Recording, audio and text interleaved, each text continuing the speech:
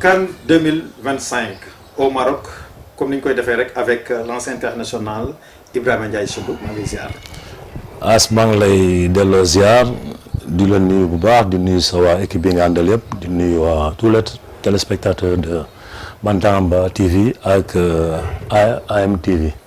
jërëjëf l'international comme ni ñu koy waxee rek ma am mbégte rek ñëw seet si la comme ni koy asma mi di defee di def baaxantal ndax bi ma fi gëjee bu ñu gëjee def sax émission laa wax maanaam mooy Coupe d'Afrique bi nga xam ne moom la Sénégal mujjee jël.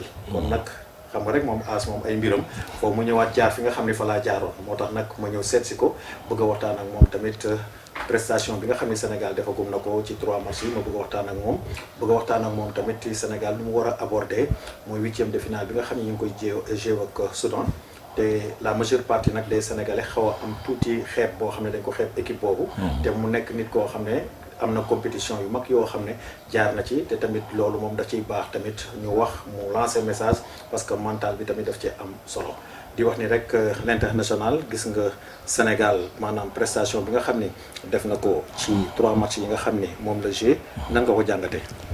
waaw As d'abord maa leen di gërëm di leen remercier leen le fait que ngeen ñëwaat fii ñuy waxtaanee CAN parce que CANu 2021 bi yàlla dafa def ngeen ñëwoon fii ñu waxtaan yàlla def Sénégal jël ko donc kontaan ci loolu beneen bi mooy tey bu ñu doon téere bilan premier tour équipe nationale du Sénégal man je dirais que c'est un bilan satisfaisant parce que franchement au vu de ce qu'on a vu ils ont su maîtriser leur sujet vraiment ak discipline rigueur une équipe de Sénégal bien en place avec beaucoup de sérieux ci li ñu doon def donc je tire un grand chapeau à l'équipe nationale du Sénégal et puis en général aussi di wax aussi sur l'ensemble du premier tour parce que gis naa ni les favoris sont au rendez-vous que ce soit l'Égypte le Maroc le Sénégal la Tunisie l'Algérie donc en degré moindre le Nigeria donc les favoris sont au rendez-vous beneen bi aussi y a les outsiders les outsiders mooy je veux parler du Congo mu ngi fii et puis ak une équipe du Cameroun boo xam ne vraiment jot nañu surprendre ñu bari parce que Cameroun bi ñu gis nii gëjoon nañu gis Cameroun bu mel noonu donc globalement on est satisfait la plupart des gens disaient que CAN bi mooy nekk CAN bu gën a relevé et ça s'est confirmé vraiment sur le premier tour et puis à la clé beaucoup de buts on a eu de bons matchs mais pour revenir à l'équipe nationale du Sénégal moi je dirais que vraiment ils ont fait un parcours sans faute ils ont su maîtriser leur sujet ils nous ont fait vraiment rêver donc léegi nag deuxième tour bi c'est autre chose voilà.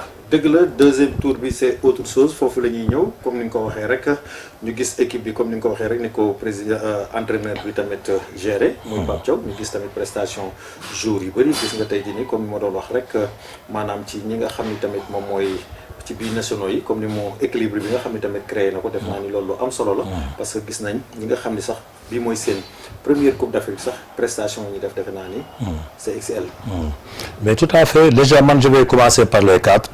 pour vraiment leur tirer un grand chapeau parce que tey bu ñu xoolee bu ñu defoon benn résumé ci premier tour bi je crois que les 4 muy Kalidou Koulibaly muy Sadio Mané muy Gana muy Edouard Mendy franchement on a su que il porte l'équipe on a vu que ñooñu il porte l'équipe donc comme on dit la mayonnaise a pris parce que malgré que c'est des anciens mais gis nañu ak ñi nga xam ne aussi ñu ngi doog a ñëw vraiment il y a une cohésion parfaite seen biir ba lépp loo xam ne ñu ngi koy def rek gis nañu ne vraiment ça se passe dans le ci mu ngi jaar ci yoon daal wax dëgg yàlla on a vu une équipe du Sénégal joueuse combative et puis voilà vraiment une équipe expérimentée ouais. dëgg la prestation de Sadio Mané.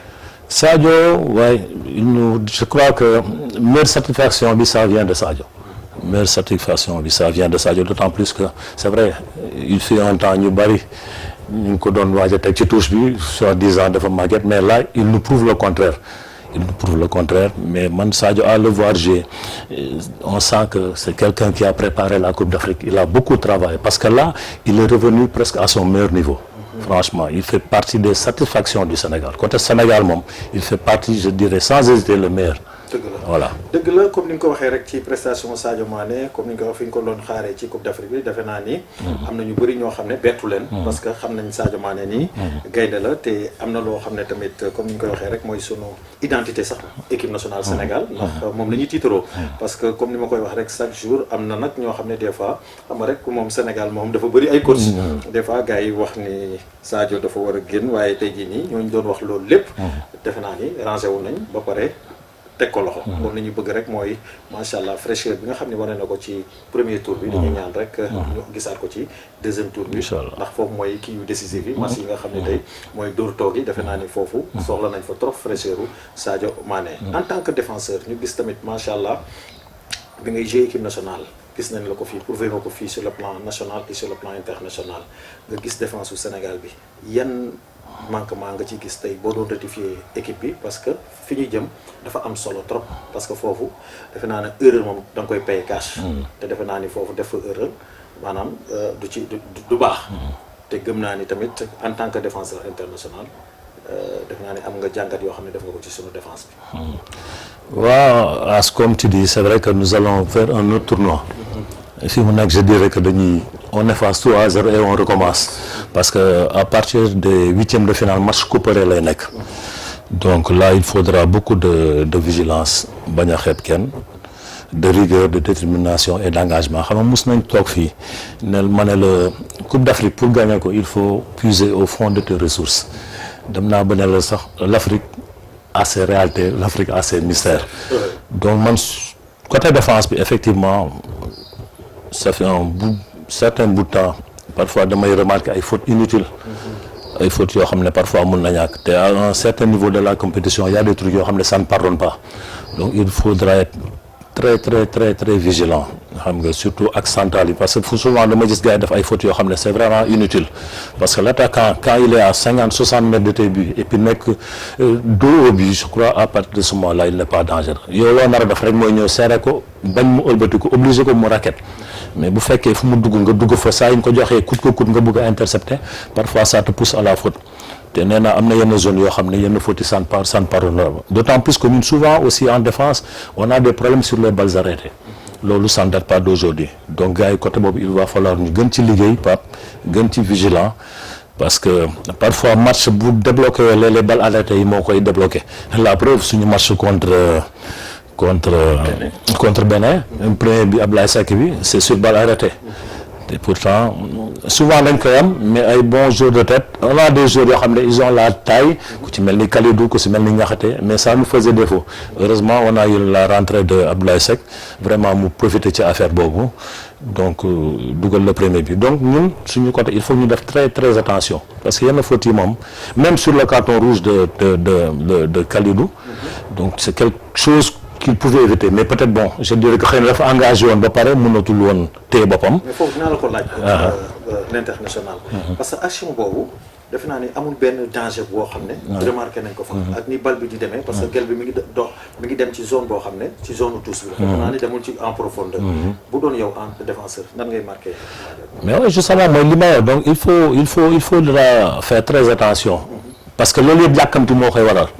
yàkkamti parce que peut-être bëggoon na coûte que coûte récupérer ballon bi malheureusement mu joggi tànk waa ji donc c'est vrai que c'est clair faute bu leer la donc comme rek il faudra être très vigilant surtout yenn côté yi xam nga bu fekkee da nga dajox équipe boo xam ne ils ont de bons tireurs de coup franc am na yenn faute yoo xam ne boo ko defee à l'entrée des 18 ça peut te coûter cher donc vigilance dëgg la laaj et puis faire très attention quoi. dëgg la vigilance la laaj. parce que dañuy gis yenn fautes yoo xam ne c'est inutile. parce que fautes yi ñuy def des fois bu ñu ko deful woon. foofu du nekk occasion de but. mais am na faute yoo xam ne boo ko defee rek day nekk occasion de but. parce que day permettre équipe boobu. ñëw jege sa 18. pour ñu balancer fa balle bi. parce que ku la woon ginnaaw defe naa ne kooku dangereux wul. kooku boo ko ëmbee rek da ngay jéem a fexe mu jéeg ñi mu jàkkaarloo. te boobu bu nekkee loolu la kenn du la bett. mais boo ko defee yombalal ko coup franc parce que dal nañu ci yu bëri. boo xoolee am na suñu benn match bu ñu perte ak Burkina su ma juumul. ak góol bi doon góolu Pape Seydou. mu nekkoon góol bu amoon départ doon góolu ñaari tali. ñu def benn faute bu inutile ci ay 20 mètres. defe naa ni bal boobu maanaam centré nañ ko benn centre boo xam ne centre tir la woon rek. far mu loobe waale Pape Seydou bi nga xam ne moo doon góolu kii mu nekk bii kon nag comme des fois damay gis si sunu défenseurs yi. yooyu ay manquement lañ parce que attaquant. am na noo xam ne boo koy marqué. boo ko mayee mu tourné rek da ngay am problème. parce que des fois mën nga ko taf. te doo def faute ba nga xam ni du jouer ak ñi ci ginnaaw ñi mu jàkkaarloo day obligé raquette waaw day obligé raquette kon nag loolu tamit nañ ci bàyyi xel parce que engagement bi des fois dafay xaw a ëpp waaw comme ni ñu koy waxee rek l'international ñu jëm nag ci comme sunu match ak Soudan comme boobu nañ ci dugg parce que gis nañ match boo xam ne daje na nag Soudan defe naa waaw ci lu bëri te ñu ngi jëm ci benn 8e de finale boo xam ne tey des fois sénégalais yi dañuy xaw a maanaam naagu tuuti tey ji nii nan nga yaakaare ni tey Pape moom la war a aborder match contre Soudan bi parce que gis nañ ko ci 2 matchs mu def ñaari tactique insisté ci woon muy 4-2-3-1 après ci 3e match bi mu changé indi 4-3-3 tey lan nga yaakaar ni tey Pape Thiaw moom la war a entamer tey match contre Soudan bi parce que defe naa ni arme yëpp mu ngi ci loxom parce que tey mën nañu wax ne amul benn jour bu décevoir durant 3 matchs yi nga xam ne moom la Sénégal joué. waaw As man personnellement je vais pas rentrer dans les considérations technico-tactiques loolu dama koy bàyyi le soin à Pape moom mi nga xam ne nekk mu ngi ça fait longtemps mu ngi wax booy ku si ne si ñoom xam ne leen mais par contre ce que je voudrais dire mooy tey sur le papier l'équipe du Sénégal est meilleure que l'équipe du Soudan. Mais ça reste un match de football donc vigilance laaj je crois que boy ils sont conscients de l'enjeu Pape on le laisse le soin j'espère qu'il va nous présenter le meilleur 11 possible pour que vraiment ñu aborder match bi dans la plus grande sérénité donc daf li ñu nar a def parce que comme j'ai dit moom il est mieux placé peut-être que quiconque pour xool yan 11 de départ lay indi donc man ce qui fait que du ma dugg dans les considérations techniques mais en tout cas. mais ci foofu dinaa taxaw côté comme ni ñu ko waxee comme système de jeu bi mu mujjee jouer nii. mooy 4-3-3 bi. ak 4-2-3-1 ban moo ci sa système bi nga xam ne moom moo adéquat tey. waaye man bu doon sama sago 4-3-3 lay footballé. man bu doon sama sago waaw.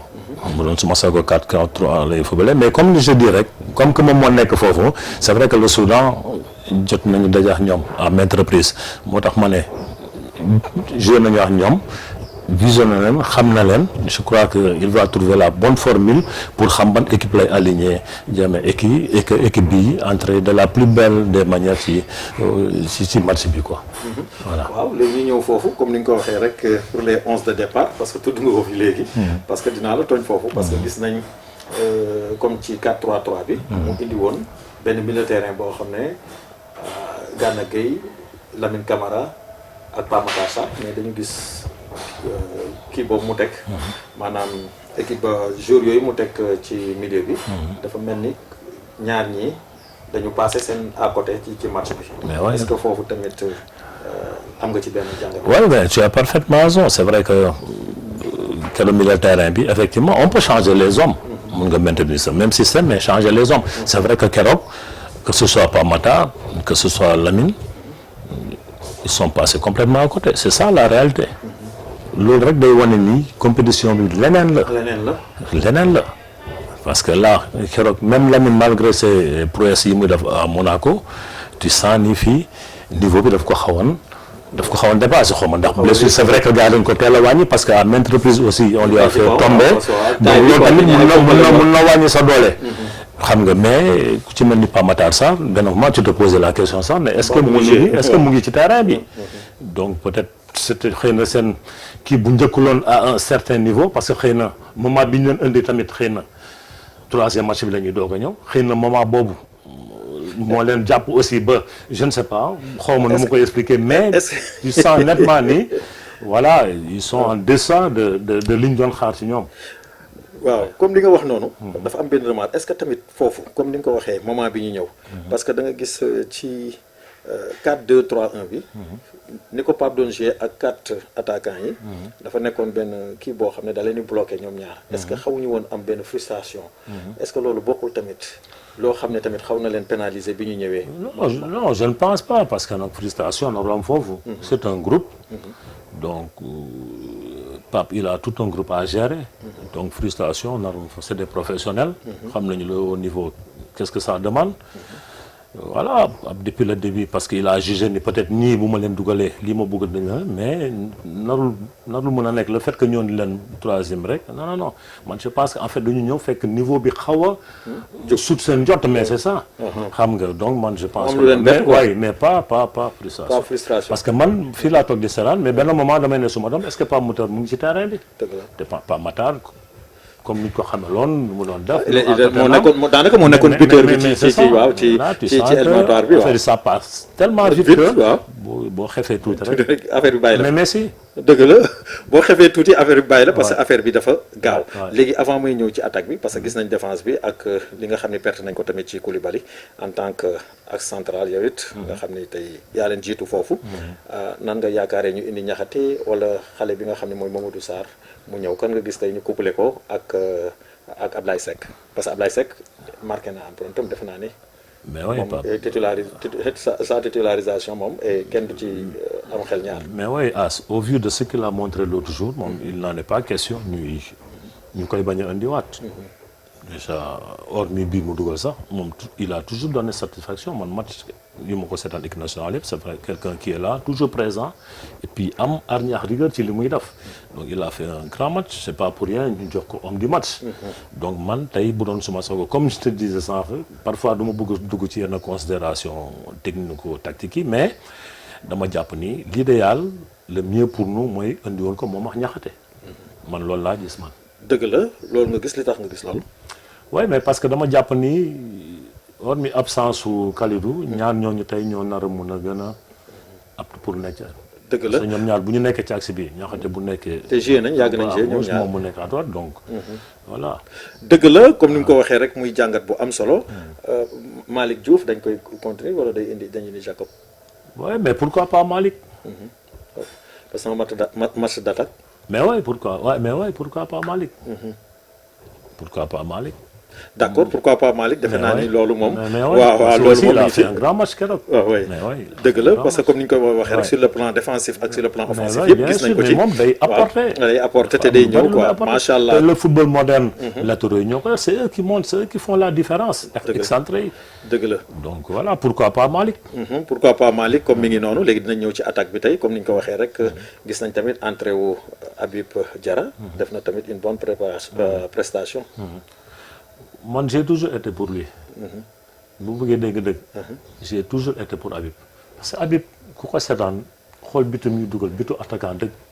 c'est vrai Nico c'est quelqu'un boo xam ne il bouge beaucoup. day sonal défense. mais pour man dugal bi Habib parce que boo xoolee suñu match contre kan la woon Soudan wala Congo fii. bi muy crocheté waa ji c'est-à-dire ay bijou mais booy vrai attaquant la. contre Mauritanie tamit. contre Mauritanie la defe naa si contre Mauritanie mais booy vrai attaquant la. bureau dañuy toog di discuter ak gars yi. veille match bi. keroog match bi yaa ñëw ma woo téléphone parce que man dama doon jouer attaque. dëgg la mais booy c'est un vrai attaquant. vrai neuf la boo gisee sax boo xoolee say buts kii marque say déplacement mais si il a un bon placement. donc nag mais comme li may wax rek vraiment xam nga Pape voilà on laisse le choix daal mais bon. kon entre moom ak Jackson. mais man tey man moo doon choisir Habib laay dugal.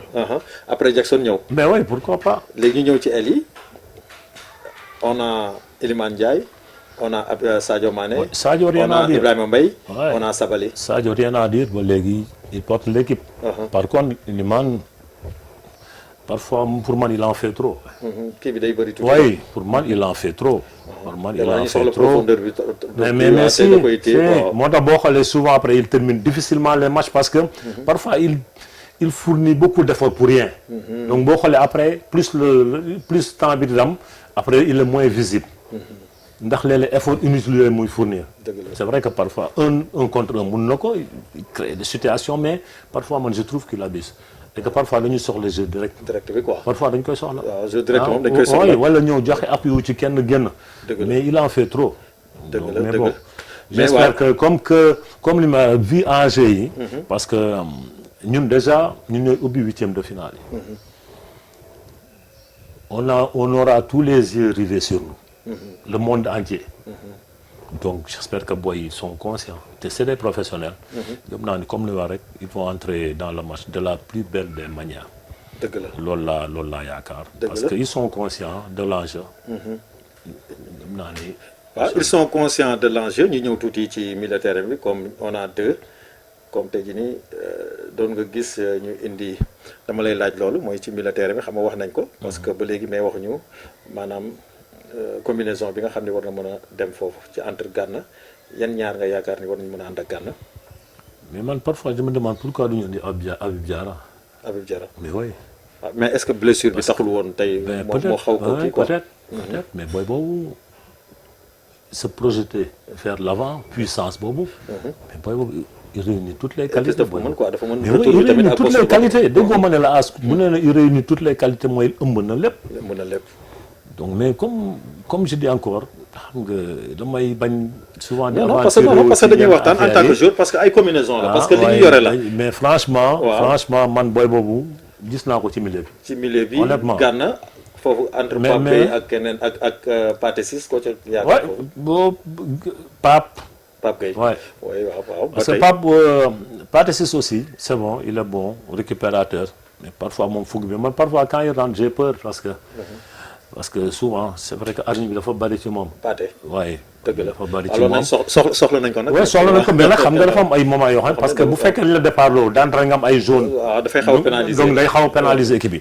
te moom parfois tu as comme l'impression que. voilà dès qu'il s'engage rek la preuve keroog xam nga remplaçant la dugg. mais lu gaaw benn moment jàppante na fa. waaw tempérament bi la waaw tempérament bi. donc kooku dafa am moment yoo koy indi mais départ loo ko mun nañ ko. dëgg la départ loo mën nañ ko xool comme d'après li ma waxtaanee ak l'international Ibrahima Ndiaye Sindou.